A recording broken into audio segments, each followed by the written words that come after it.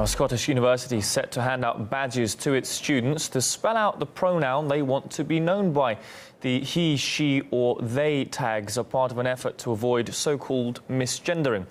Now, the initiative's been proposed by Edinburgh University's Students' Union. However, it warns students should avoid using the term preferred pronouns, arguing it's not a preference but a necessity.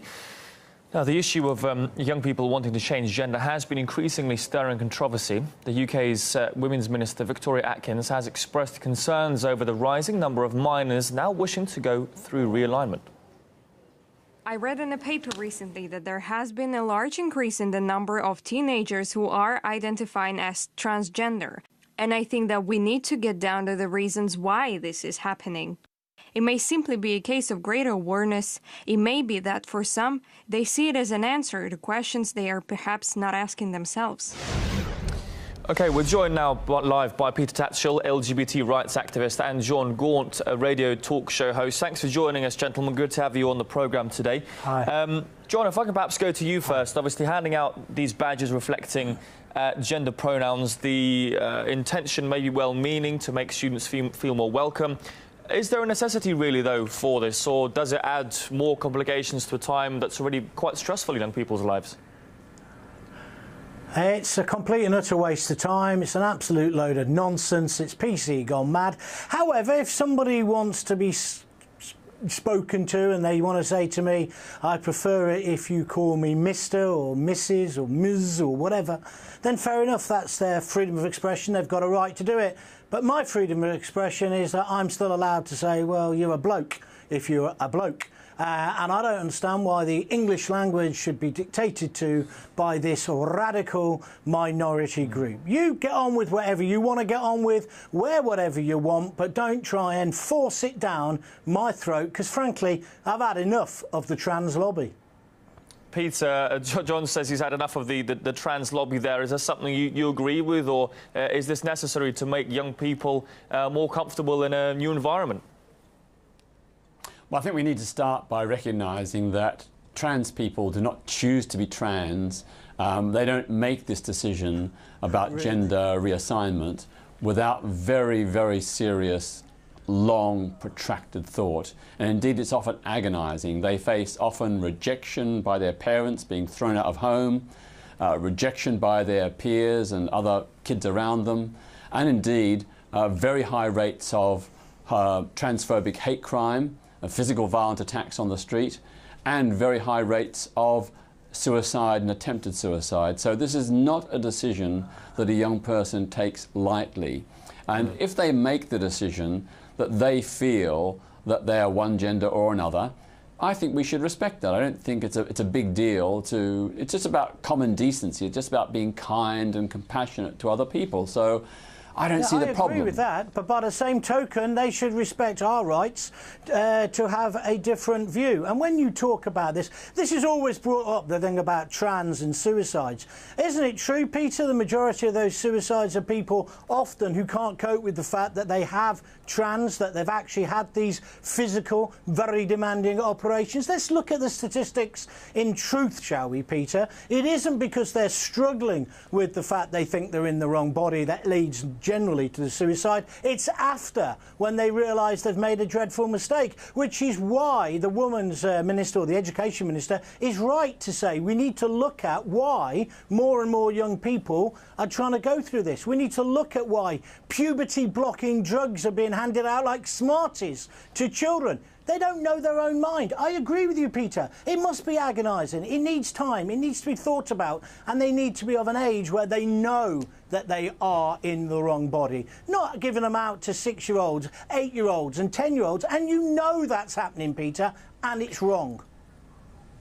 But, John, there are only about 300 young people who are having puberty-blocking treatments per year. Only about 300. Per year. That's a tiny, tiny number. Per year. A tiny number.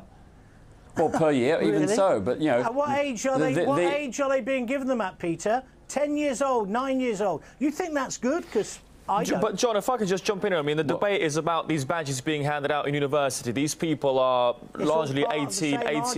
They're 18 years old, John. If I could just finish, John. They're 18 years old. They're legally adults. Yeah, Surely sure. they can make the decisions about their bodies, about what they wish to be called. That's down to them.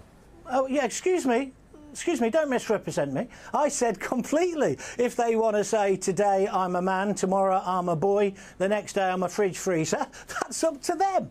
But I don't have to fit into it. I don't want to get into a situation where I have to change pronouns. I have to change the English language, as Peter says, for a minority, a very small minority. They are attacking my freedom of speech, my freedom of expression. I don't believe that they are what they say they are. John, I'm entitled to that opinion. John does have a point, doesn't he, Peter? I mean, what would be wrong, for example, with handing out simply name badges to people? You would be Peter, Mr. Tatchell, I presume. John would be John. I would be Daniel. Somebody else would be Mary or Susan.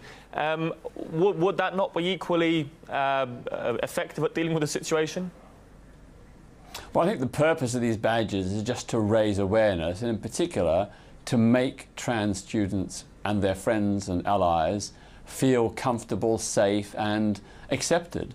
I don't think that's a terrible thing. I think it's just a common human decency to be kind to other people who have made this decision. Okay, I think, you know, reasonable, Peter. What's not reasonable? Hold on a minute. Where universities are trying to tell lecturers, it's happened at the University of Toronto, of course, famously with Jordan Peterson, where they told him he had to not use things like hello, ladies and gentlemen, hello, boys and girls, hello, lads and lasses, that he had to fit into these new pronouns. That's what I object to. I don't see why we need to change the English language for that. I agree with Peter about being kind. My daughter was at art school with a boy who identified as a woman some days and as a boy other days. She told me when I met him to be polite and, you know, not to take the mickey, and I did so, of course. That isn't a problem. But it is not right that these people can do this. And whilst I talk about my daughters, it's also not right that these men who suddenly identify as women can go into women's refuges, can go into women's changing rooms. I object to that, just like many, many feminists. John, if I can jump in, and get a question to Peter on this, because John raised an interesting point, didn't he? The question of young people, children, seeking to change gender, and as that women's minister sounded the alarm over that, an increasing number of them are, even though you say it's only 300 a year. Should children be encouraged, though, to make such drastic, life-changing decisions at such a young age? I mean, you have to be 18 years old to even get a tattoo in the UK. Why should they be given these drugs and these medical procedures when they're not of legal age yet? Well, no one is encouraging them, and nor should anyone encourage them. This is a call that's coming from the young people themselves who've wrestled with the very, very difficult decision about their own gender identity. They've come to the decision, often after a great deal of internalised shame, guilt, pain and suffering, that they are a different gender from which they were assigned at birth. And I think we should be understanding and sympathetic to those people. And I think we should acknowledge that this is not a whim. And it's not true that people will one day be a boy and next day be a girl. That's not true at all. Those people, if they do exist, they're certainly not, they're not transgender. They're not transgender. Peter, you're making this up. In the Daily Express article, which this item is now based on, when they talk about the badges at Edinburgh University, did you not read it? Did you not do your research? It actually states clearly they can change their gender, their description by the day. And the example I gave was sympathetic. I wasn't taking the mickey out of this young man, young woman, however he wants to identify. I was purely making the point. They are allowed to do that. I think we have freedom of expression. We have freedom of speech. But I have a right also to say I'm not changing my language for them. And I don't think anybody knows their own mind before puberty, Peter, when it comes to sex. And I think it's a very dangerous line to go down to suggest they do. And I think it's shocking that 300 children, minimum, are being given these puberty-blocking drugs. That means they must be, on average, 9 or 10. That's wrong, Peter. It's totally wrong. Well, John, for a start, it's very clear that these puberty-blocking drugs are not irreversible. They are reversible. You can only have irreversible gender reassignment surgery and other treatments once you are an adult. So there is a proper protection there.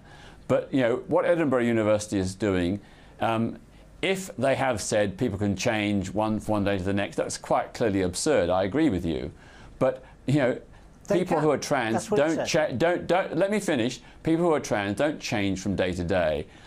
Some may feel they are trans, and after a number of years, they may decide they're not, or vice versa. But this is over a number of years, not something day to day. So I don't think we should trivialise it. No, I think but we you should do know, acknowledge... Peter.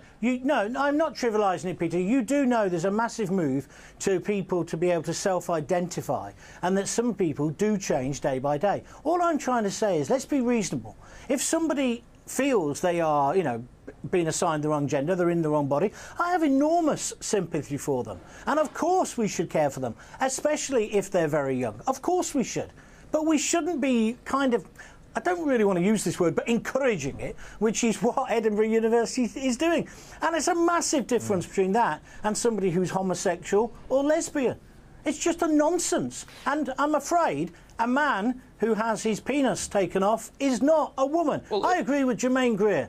If you haven't bled, you're not a woman. If I can jump in, John here again, because trans woman. You've raised another interesting point, John, haven't you, about how society has moved on over the years. Do you not worry that in a few years' time, people of your age, probably people even of my age as well, that have these views, maybe looked back as people who are now homophobic or racist? Society has moved on. We've accepted these people. I see. Do you not buy that argument? I see.